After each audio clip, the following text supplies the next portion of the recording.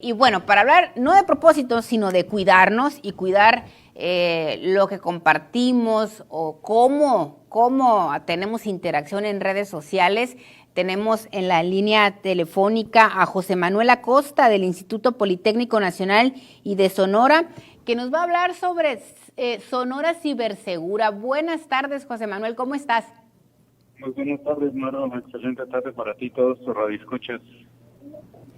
Gracias por tomarnos la llamada, y es un tema que sobre todo en estas fechas que tiene que ver con las compras que de pronto hacemos por internet, ha habido realmente un auge de víctimas de que hablan por teléfono y hacen pues llamadas para hacer estos fraudes cibernéticos, y tú tienes información que nos puedes compartir. ¿Cómo estamos en Sonora en este tema? Sí, es Maru. Bueno, mira, te comento que a través de Sonora Cibersegura, que es una iniciativa civil enfocada a la concientización y prevención de delitos cibernéticos, durante este Buen Fin recibimos 64 reportes de fraude electrónico.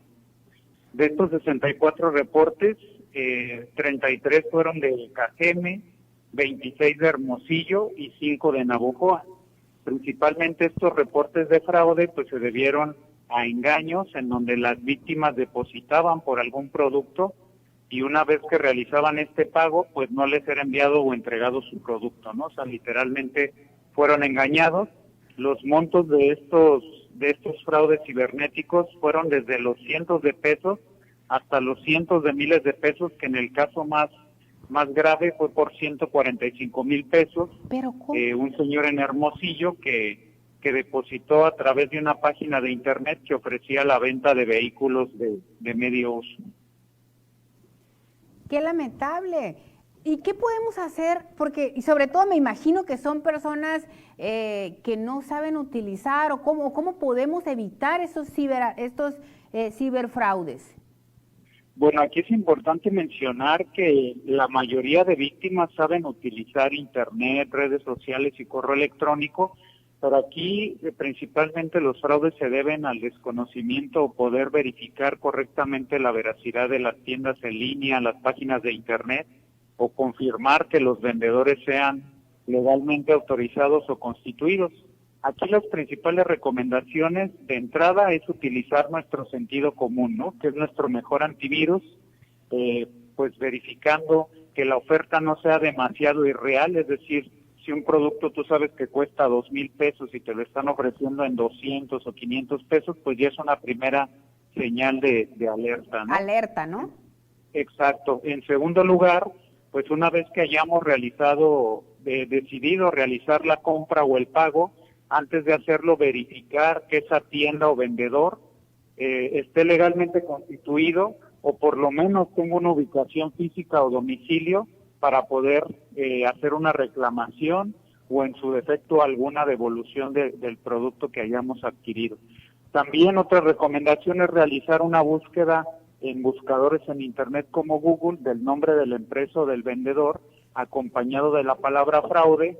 Con esto vamos a poder saber si alguien más ya ha reportado esta empresa o vendedor, ya sea en internet o redes sociales. Esto también nos puede dar mucha información acerca de la veracidad de esta empresa. Entre algunas otras recomendaciones relacionadas con nuestros bancos, pues está activar las notificaciones de la banca electrónica, apagar nuestra tarjeta de débito o crédito cuando no la estemos utilizando y solamente activarla cuando realicemos estos pagos o compras por internet. También está tener un antivirus actualizado en nuestros dispositivos, en todos, no solamente en la computadora, sino en el celular también hay antivirus, y más importante aún en el celular porque es el que ocupamos de manera más continua para hacer transferencias o compras por internet. Sí, claro, y sobre todo usar el sentido común. Me ha tocado ver en Facebook el tema de una agencia específica, no voy a decir no voy a decir nombre, pero el tema de que anuncian que venden carros desde fábrica, pues, ¿no? Entonces los dan con un precio irreal, ¿no? O sea, estás hablando de una troca que cuesta 1,000,000 y te la van a dar en 100,000 pesos. Pues entonces yo creo que aquí hay que como tener esa parte del sentido común uno y excelentes recomendaciones como verificar el tema. ¿Qué pasa con estas, o sea, qué seguimiento se le da a estas personas que caen en ese tipo de fraudes? Bueno, desafortunadamente nuestro país carece todavía de una legislación en materia de ciberseguridad fuerte, estable y bien constituida. Como comentario, en Sonora no se cuenta con legislación en materia de ciberseguridad, más allá de la ley Olimpia, que considera los delitos relacionados con la violación a la intimidad sexual, es decir, cuando filtran información íntima sexual de una persona sin su autorización. Pero de allí en fuera el Estado no cuenta con esta legislación.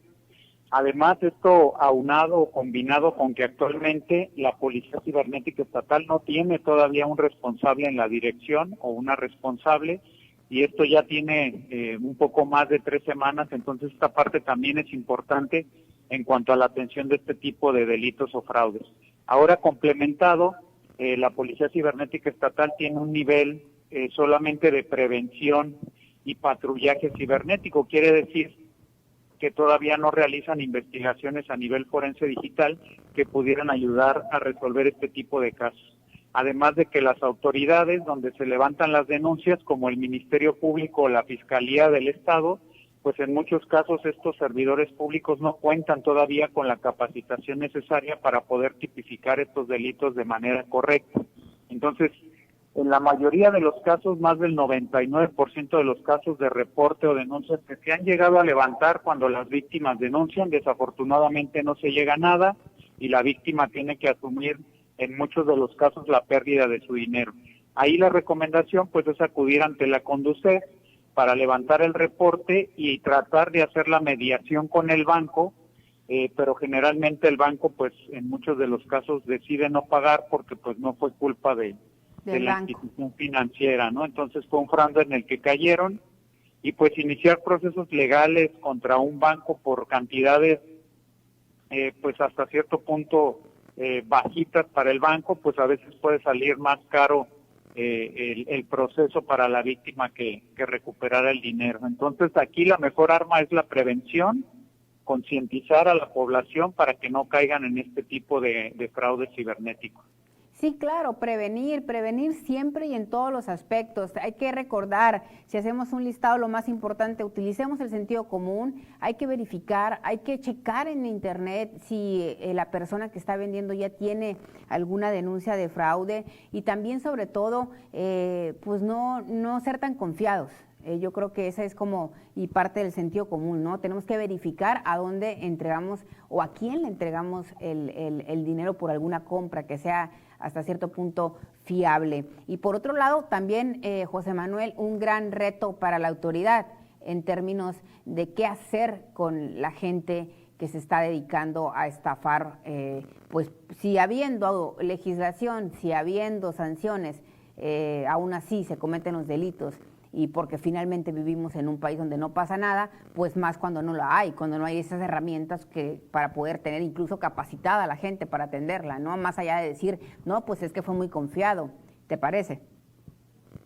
Exacto, así es, Maru. Entonces es de gran importancia enseñar a la comunidad y también principalmente a niñas, niños y adolescentes a reconocer todos estos peligros, porque no solamente se dan estos delitos con fraude o extorsión, sino que también ya tenemos casos reportados de ciberacoso, grooming contra niñas, niños y adolescentes, en donde incluso su contenido íntimo sexual como fotos y videos de niñas y niños sonorenses, específicamente de Hermosillo tuvimos un caso bastante grave en donde las fotos de estos hermanitos, una niña y un niño de 7 y 9 años, pues desafortunadamente terminaron en sitios de pornografía infantil, ¿no? Entonces es una concientización a nivel general en cuanto a fraude, a compras por internet, pero también a cuidar nuestra información y todo lo que publicamos en internet y redes sociales para evitar que nos sea robado y posteriormente comercializado en el mercado negro de explotación sexual digital.